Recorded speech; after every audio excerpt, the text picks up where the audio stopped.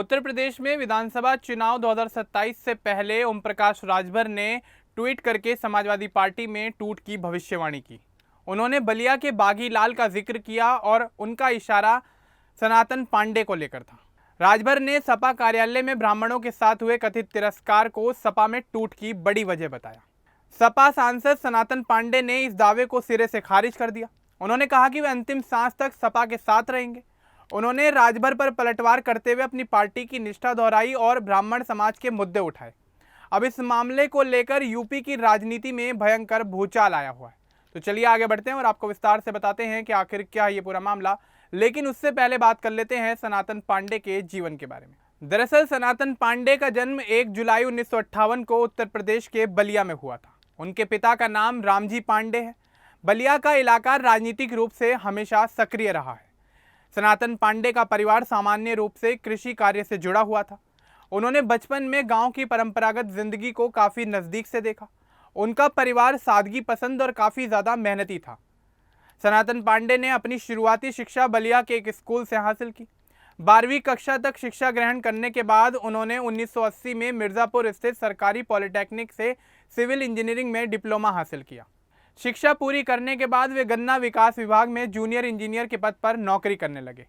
सरकारी नौकरी के दौरान उन्होंने क्षेत्र की समस्याओं को काफ़ी नज़दीक से देखा। किसानों की परेशानियां, सिंचाई की दिक्कतें और गांव का विकास उनके मन में बैठ गया। नौकरी के साथ साथ सनातन पांडे सामाजिक कार्यों में भी जुड़ते चले गए। वे समाजवादी विचारधारा से काफ़ी ज़्यादा प्रभावित हुए। मुलायम सिंह यादव के नेतृत्व वाली समाजवादी पार्टी ने उन्हें आकर्षित किया। वे धीरे धीरे पार्टी की गतिविधियों में सक्रिय होने लगे। साल 2007 में उन्होंने चिलकहर विधानसभा सीट से सपा के टिकट पर चुनाव लड़ा और जीत हासिल की। 2007 से 2012 तक वे उत्तर प्रदेश विधानसभा के सदस्य रहे। विधायक के रूप में उन्होंने क्षेत्र में सड़क, पानी, बिजली और शिक्षा जैसे मुद्दों पर काम किया।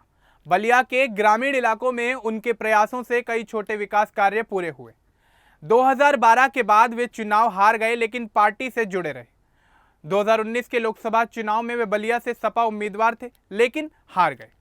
फिर भी उन्होंने क्षेत्र में काम करने का सिलसिला जारी रखा। साल 2024 के लोकसभा चुनाव में सनातन पांडे को अखिलेश यादव ने बलिया सीट से टिकट दिया। वे बीजेपी के नीरज शेखर को हराकर संसद पहुंचे। इस चुनाव में उन्होंने करीब 43,000 वोटों से जीत हासिल की थी। 4 जून 2024 को वे लोकसभा के सदस्य बने। संसद में उन्होंने 90% से ज़्यादा उपस्थिति दर्ज की, 23 बहसों में हिस्सा लिया और 92 सवाल पूछे। संसद में किसान, बेरोजगारी और क्षेत्रीय विकास के मुद्दों में वे अपनी आवाज़ हमेशा उठाते रहे। सनातन पांडे की पारिवारिक जिंदगी काफ़ी सादगी से भरी रही। उनके पिता रामजी पांडे कृषि कार्य करते थे। उनके परिवार में पत्नी और बच्चे हैं। उनकी पत्नी कृषि और ठेकेदारी से जुड़ी हुई हैं। सनातन पांडे ने कभी भव्य जीवन शैली नहीं अपनाई। उनकी संपत्ति मुख्य रूप से नाना नानी की दी हुई ज़मीन और सदन की सैलरी पर आधारित है। साल 2024 के हलफनामे के अनुसार उनकी कुल संपत्ति करीब 2 करोड़ रुपए है। अपने राजनीतिक करियर में उन्होंने कई उपलब्धियां हासिल की थी। एक सांसद के तौर पर विकास कार्यों को बढ़ावा दिया। लोकसभा में पहुंचकर बलिया की समस्याएं संसद तक पहुंचाई। साथ ही उन्होंने रेलवे, किसान, कर्ज माफी और बाढ़ प्रभावित क्षेत्रों के मुद्दे बार बार उठाए।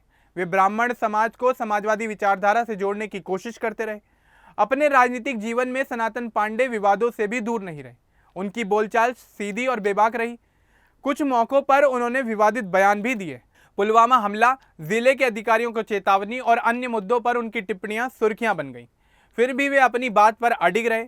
18 जून 2026 को ओम प्रकाश राजभर ने एक ट्वीट किया। उन्होंने सपा में टूट की बात कही और बलिया के बागी लाल का जिक्र किया। राजभर ने सपा कार्यालय में ब्राह्मणों के साथ कथित तिरस्कार को इसकी एक बड़ी वजह बताया। उन्होंने लिखा कि योजना पहले से थी और अब टूट होकर रहेगी। 19 जून 2026 को सनातन पांडे ने राजभर के दावे पर पलटवार करते हुए जवाब दिया। उन्होंने कहा कि वे सपा का साथ नहीं छोड़ेंगे, अंतिम सांस तक समाजवाद के साथ ही जुड़े रहेंगे।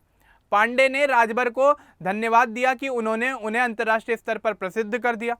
उन्होंने साफ कहा कि दुनिया की कोई ताकत उन्हें समाजवादी पार्टी से अलग नहीं कर सकती। अपने राजनीतिक करियर में सनातन पांडे ने ब्राह्मण समाज की बात भी की, जहां उन्होंने बताया कि 5 अगस्त 2026 को होने वाली बैठक में बड़ी संख्या में ब्राह्मण कार्यकर्ता पहुंचेंगे।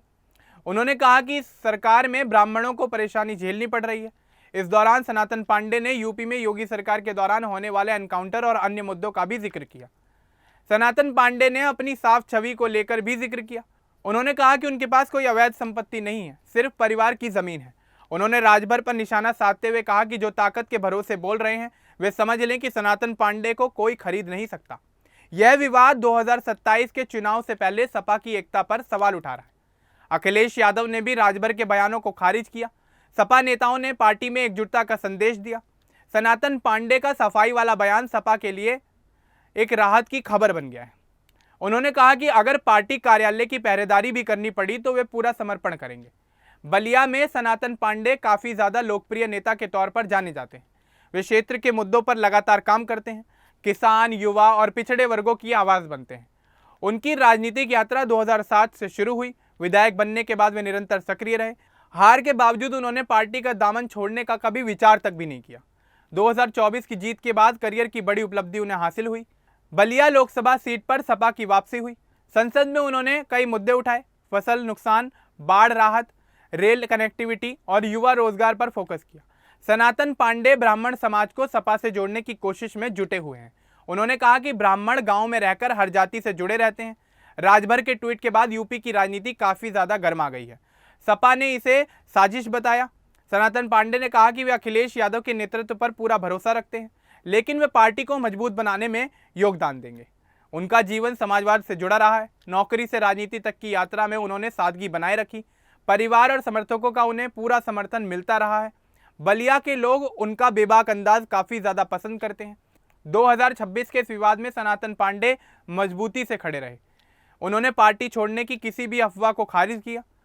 उनकी शिक्षा और अनुभव ने उन्हें मजबूत नेता बनाया। पॉलिटेक्निक डिप्लोमा के बाद सरकारी नौकरी और फिर राजनीति में आना। सनातन पांडे भविष्य में भी बलिया और सपा के लिए काम करते रहेंगे। 2027 के चुनाव में उनकी भूमिका काफी अहम हो सकती है। यह पूरा मामला अब ये दिखाता है कि राजनीति में छोटी सी घटनाएं भी बड़ा विवाद पैदा कर सकती हैं, लेकिन सनातन पांडे जैसे नेता अपनी निष्ठा से पार्टी को मजबूत रखते हैं। बलिया की राजनीतिक विरासत में सनातन पांडे का नाम जुड़ चुका है। वे बागी नहीं बल्कि एक समर्पित कार्यकर्ता के रूप में जाने जाते हैं। तो सनातन पांडे को लेकर, ओपी राजभर के बयान को लेकर और इस पूरे मामले को लेकर आपका क्या कुछ कहना है, हमें कमेंट बॉक्स में जरूर बताएं। बाकी इस तरह के और अपडेट्स के लिए हमारे चैनल को सब्सक्राइब करना ना भूलें। धन्यवाद।